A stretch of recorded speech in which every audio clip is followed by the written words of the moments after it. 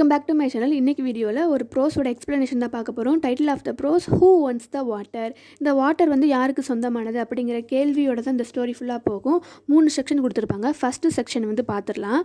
ஒரு நாள் வந்து கிராமத்தோட வெளிப்புறத்தில் வந்து ரொம்ப ட்ரையாக வறண்டு போய் கிடக்கு. ஒரு பேர்டு வந்து இது வந்து காகம் தான் இருக்கும்.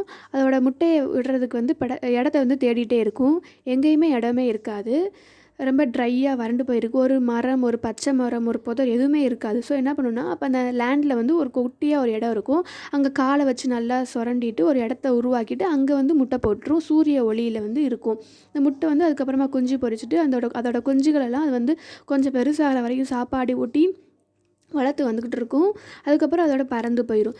ஸ்டோரி இதோட முடிஞ்சிருச்சு நம்ம நினைப்போம். பட் இதோட முடியலை. இந்த ஸ்டோரி இதுக்கப்புறம் தான் வரைக்கும். இது வந்து ஒரு ட்ரெய்லர் தான். மெயின் பிக்சர் இனிமேல் தான் இருக்குது அப்படிங்கிற மாதிரி கொடுத்துருப்பாங்க. அந்த ஹோலை வச்சு தான் இப்போ அந்த குழி தோண்டுச்சுல, அந்த குழியை வச்சு தான் கதை பூராமே இருக்கும். இப்போ நெக்ஸ்ட்டு பார்த்தோன்னா கொடுத்துருப்பாங்க. என்னது குழியை வச்சா அப்படின்னு நீங்கள் கேட்கலாம். ஆமாம், குழியை வச்சு தான் இந்த ஸ்டோரி இன்ட்ரெஸ்டிங்காக இருக்கும், வாங்க போகலாம் அப்படிங்கிற மாதிரி கொடுத்துருப்பாங்க ஒரு லைன்ஸ்லாம். ஸோ கொஞ்சம் நாளுக்கு அப்புறம் அந்த குழியில் வந்து யாருமே யூஸ் பண்ணல, டஸ்ட்டு படைஞ்சி இந்த தூசி எல்லாம் இருந்திருக்கு. ஒரு நாள் வந்து வைல்டு போர்னால் காட்டு பண்ணி வந்து ஒரு சவுண்டு கொடுத்துட்டு வந்துகிட்டே இருக்குது. அப்போ அந்த குழியை பார்க்குது. அதில் வந்து படுத்துக்கிறது. அந்த குழி வந்து கம்ஃபர்டபுளாக இல்லை. ஸோ அதோட உடம்பு சைஸுக்கு ஏற்ற மாதிரி இன்னும் கொஞ்சம் அந்த குழியை வந்து விரிவுபடுத்தி அதுக்குள்ளே நல்லா படுத்து நல்லா டீப் ஸ்லீப்பில் தூங்கிடுது. அப்போ அதோட வயிற்றுக்குள்ளே வந்து ஏதோ சவுண்டு கேட்குது. அடுத்து அதே மாதிரி சூரிய ஒளி நல்லா பட்டோடனே அது வந்து முழிச்சிட்டு அந்த இடத்துல இருந்து எந்திரிச்சு அதோட உடம்புல இருக்க டஸ்ட்டெல்லாம் அப்படியே உதறிட்டு திரும்பி கூட பார்க்காம என்ன போயிடுது, அந்த இடத்த விட்டு போயிடுது. அப்போ இன்னும் அந்த குழி வந்து என்ன பண்ணிடுச்சு, இன்னும் கொஞ்சம் பெருசாகிடுச்சு. ஸோ இதோட நம்ம முடிஞ்சிருச்சுன்னு நினைப்போம். பட் இன்னும் முடியலை. இனிமே தான் ஸ்டோரியை பிகின் ஆக போகுது அப்படிங்கிற மாதிரி கொடுத்துருப்பாங்க. இப்போ செக்ஷன் 2 பார்த்துடலாம். செக்ஷன் 2ல் வந்து இந்த வைல்டு போர், இந்த காட்டு பண்ணி விட்டுட்டு போன அந்த இடத்துக்கு வந்து நிறையா வைல்டு டாக்ஸ், காட்டு நாய்கள்லாம் வரும். அதோட ஸ்மெல்லை வச்சுட்டு அந்த காட்டு பண்ணியோட ஸ்மெல்லை மோப்பம் பிடிச்சிக்கிட்டே வரும். வந்ததுக்கப்புறம் அந்த இடத்துல வந்து மோப்பம் பிடிக்கும். நல்லா அந்த மூக்கை வச்சு தானே நாயெல்லாம் மோப்பம் பிடிக்கும். அப்படியே அந்த தடையை வந்து மோந்து பார்த்துட்டே இருக்கும். அது அந்த சாப்பாடு, அதோட ஸ்மெல் எதுவுமே இருக்காது. அப்படியே நல்லா அந்த குழியை நல்லா தோண்டும். இன்னும் அந்த குழி வந்து நல்லா பெருசானதுக்கப்புறமா எதுவுமே இல்லை அப்படின்னு டிசப்பாயிண்ட் ஆகி அந்த மூக்கை வந்து மேலே பார்த்துட்டு வாழை ஆட்டிட்டு அப்படியே அந்த இடத்த விட்டு போயிடும். நம்ம நினைக்கலாம் இதுக்கப்புறம் என்ன நடக்கும். அனிமல்ஸ் வந்து நிறைய அனிமல்ஸ் வந்து பார்த்து போயிட்டே இருக்கும். குழி பெருசாகிட்டே போகும். இந்த ஸ்டோரியில் வந்து இந்த ஹோல் தான் கதை சொல்ல போகுது. இந்த ஹோலை வச்சு தான் இந்த ஸ்டோரியே அப்படிங்கிற மாதிரி கொடுத்துருப்பாங்க. அதுக்கப்புறம் ரொம்ப நாளுக்கு அப்புறம் வந்து மழை பெய்யும். 3 நாள் தொடர்ந்து பெரிய மழை பெய்யும். மான்சூன் சீசன் வேறு. நல்லா மழை பெஞ்சு அந்த குழி ஃபுல்லாக தண்ணியாக நிரம்பிடும். ஸோ இது எதுக்கோட கம்பேர் பண்ணியிருப்பாங்கன்னா, ஒரு பப்பி வந்து பசியோடு இருக்கிற ஒரு பப்பிக்கு வந்து பால் கொடுக்கும்போது பாலை வந்து 5 நிமிஷத்தில் உறிஞ்சி குடிச்சிடும். அது மாதிரி இந்த பூமியுமே இவ்வளோ நாள் வந்து மழையை காணாமல் வறண்டு போயிருக்கிற அந்த பூமி அந்த மழை பெஞ்ச தண்ணியெல்லாம் அப்படியே உறிஞ்சிருச்சு அப்படிங்கிற மாதிரி கொடுத்துருப்பாங்க. அந்த ஹோல் எர்த்துமே நல்லா வெட்டாக ஃப்ரெஷ்ஷாக க்ரீனரியாக வந்து இருக்கும். அந்த ஊரில் இருக்க மக்கள் வந்து எப்போயுமே வெறுப்போட ஒரு சிடு இருக்கிற முகத்தோடு தான் இருப்பாங்களாம். பட் இந்த மழையை பார்த்து ரொம்ப ஸ்மைல் பண்ண ஒரு முகமாக இருக்கிறாங்க அப்படின்னு கொடுத்துருப்பாங்க. நிறைய அனிமல்ஸ்லாம் வந்து போயிட்டுருக்கும். அந்த குழியோட ஓரத்தில் வந்து தண்ணி நல்லா தேங்கி கிராஸஸ்லாம், செடிகள்லாம் முளைச்சிருக்கு அந்த குழியை சுற்றி அப்படிங்கிற மாதிரி கொடுத்துருப்பாங்க. நிறைய பஃபலோஸ்லாம் வந்து இந்த தண்ணிக்குள்ளே குதித்து விளையாடுமா.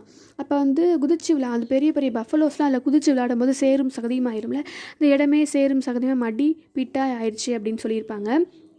ஆஃப்டர்நூன்ஸில் நிறைய பஃபலோஸ் வந்து இந்த மாதிரி பண்ணிகிட்டே இருக்குமா. ஸோ அப்போ ரொம்ப ஹாப்பியாக இருப்பாங்க. எல்லா அனிமல்ஸுக்கும் வந்து தண்ணிங்க இருந்தது, க்ரீனரியானது ரொம்ப ஹாப்பி மூமெண்ட்டாக வந்து போயிட்டுருக்கு. நம்ம நினைப்போம் ஸ்டோரி இதோட முடிஞ்சுன்னு. கண்டிப்பாக இல்லை, இனிமேல் தான் ஸ்டோரி இருக்குது, கொஞ்சம் வெயிட் பண்ணுங்கள் அப்படின்னு கொடுத்துருப்பாங்க. இது ரியலாக கூட இப்படி நடந்திருக்காது. பட் இது வந்து ரேர் தான். ரியலில் இப்படி நடக்கிறது ரேர் தான் அப்படின்னு கொடுத்துருப்பாங்க. இப்போ செக்ஷன் 3 போயிடலாம். செக்ஷன் 3ல் என்ன இருக்கும் அப்படின்னா, ஒரு ஏழை விவசாயி வந்து இருப்பார். அவருக்கு ஒரு கொஞ்சம் லேண்ட் இருக்கும். அந்த லேண்ட் வந்து ரொம்ப வறண்டு போயிருக்கும். அவர் வந்து அதில் ரொம்ப கஷ்டப்பட்டு தான் உழைச்சி வந்து அறுவடை பண்ணிகிட்டு இருப்பார், ஹார்வெஸ்டிங் பண்ணிகிட்டு இருப்பார். மழை பெஞ்சும் கிடக்கும், வெயிலடிச்சு கிடக்கும்னு சொல்லுவாங்களா, அந்த மாதிரி நிறைய மழை என்ன பண்ணனே தெரியலை. ஸோ அதுக்கப்புறம் சம்மர் சீசன் வருது. சம்மர் சீசன் வந்ததுக்கப்புறமா தண்ணியும் வறண்டு போயிடுச்சு. இப்போ அவரோட லேண்டுக்கு வந்து தண்ணி ஊற்றணும்னா கொஞ்சம் தூரம் போய் தான் தண்ணி மோந்துட்டு வந்து அந்த லேண்டுக்கு வந்து அவர் வந்து ஊற்றி அதோட வளர வைக்கணும். ஸோ அந்த மாதிரி போது கஷ்டப்பட்டு நல்லா ஒர்க் பண்ணி வேலை பார்த்துட்ருக்காரு. குனிஞ்சு நிமிர்ந்து தானே அந்த விவசாயம் பண்ணுவாங்க. அந்த மாதிரி குனிஞ்ச முதுகோட வேலை பார்த்துட்டு இருக்கிறாரு. அதுக்கப்புறம் நிமிர்ந்து பார்க்கும்போது தூரத்தில் அந்த அடிவானம் சொல்லுவாங்கன்னா, அந்த அடிவானத்துக்கிட்ட வந்து ஒரு பச்சை பசேர்னு ஒரு இடம் தெரியுது. ஸோ அவர் வந்து ஒர்க் பண்ணிட்டு பார்க்கும்போது அவரோட லேண்ட் வந்து இன்னும் மங்கி போய் தான் இருக்குது. ஒரு பசுமையே வரல வரல. ஸோ என்ன பண்ணணும்னு யோசிக்கும்போது அப்படி பார்க்கும்போது தூரத்தில் அந்த அடிவானத்தில் அந்த க்ரீனரியாக ஏதோ தண்ணி இருக்கிற மாதிரியும் பச்சை பசேன்னு இருக்கிற மாதிரியும் தெரியுது. அங்கே போய் பார்க்குறாரு. பார்த்தோன்னே ஒரே ஆச்சரியம். அந்த இடத்துல வந்து தண்ணி இருக்குது, க்ரீன் நிறைய செடிகள்லாம் இருக்குது. அது அவரோட லேண்டு தான். லேண்டு பக்கத்தில் தான் இருக்குது. ஸோ அவர் லேண்ட உடனே சந்தோஷத்தில் வேகமாக ஓடி போகிறார். ஓடி போய் வீட்டில் வந்து ஆக்ஸு கோடாரெல்லாம் எடுத்துகிட்டு அதை வந்து தண்ணியை யூஸ் பண்ண பார்க்குறாரு. ஒய்ஃப்டே வந்து நடந்த எல்லாத்தையும் சொல்கிறாரு. ஒரு ரொம்ப ஹாப்பியாக இருக்கிறாங்க. உடனே இப்போ நம்ம லேண்ட் அப்படின்னா வந்து பூஜை பண்ணி தானே ஏதாவது பண்ணுவாங்க. அந்த மாதிரி வந்து அங்கே இருக்கிற ஒரு ப்ரீஸ்ட்டு போதகரை கூட்டிகிட்டு வர போயிருக்கிறாரு. அவங்க ஒய்ஃப் வந்து போயிருக்காங்க. இவர் அந்த லேண்டில் இருக்கார். வில்லேஜ் அப்படின்னா ஒரு விஷயம் ஒருத்தவங்களுக்கு தெரிஞ்சால் டக்குன்னு எல்லாத்துக்கும் தெரிஞ்சிடும். அந்த மாதிரி எல்லா மக்களுக்கும் இந்த செய்தி கேட்டு எல்லோரும் அந்த குளம் கிடச்சிருக்கு, தண்ணி கிடச்சிருக்கு அப்படிங்கிற மாதிரி ஒரு எக்ஸைட்மெண்ட்டில் எல்லா மக்களும் அந்த இடத்துக்கு வந்துடுறாங்க. வந்துட்டு அப்படியே சுற்றி இருக்கிறாங்க. ஸோ அந்த ப்ரீஸ்ட் வராரு. வந்து மந்திரம்லாம் போகிற வாயை அசைச்சிட்ருக்காரு. எல்லா மக்களும் அவரை வாயை அசைக்கிறதே பார்த்துட்ருக்காங்க, என்ன மந்திரம் போடுறாங்க அப்படின்னு. அந்த வில்லேஜில் ஒரு பணக்காரவர் இருப்பார். அந்த ரிச்சஸ்ட் பீப்புள் இருப்பார். ஒரு மேன் இருப்பார். அந்த மேன்கிட்ட சொல்லாமல் ஏதாவது பண்ணான்னா சண்டை போடுவார். அது மாதிரி ஏன்னா இவ்வளோ பெரிய விஷயம் நடந்திருக்கு, என்கிட்ட சொல்லாமல் வந்திருக்கீங்க அப்படின்னு சொல்லி வந்து நின்று பார்த்துட்ருக்காரு. அவருக்கு அந்த குளம், அந்த செடி, அந்த க்ரீனரிலாம் பார்த்த முகத்தில் அவ்வளோ சந்தோஷமாக இருக்குது.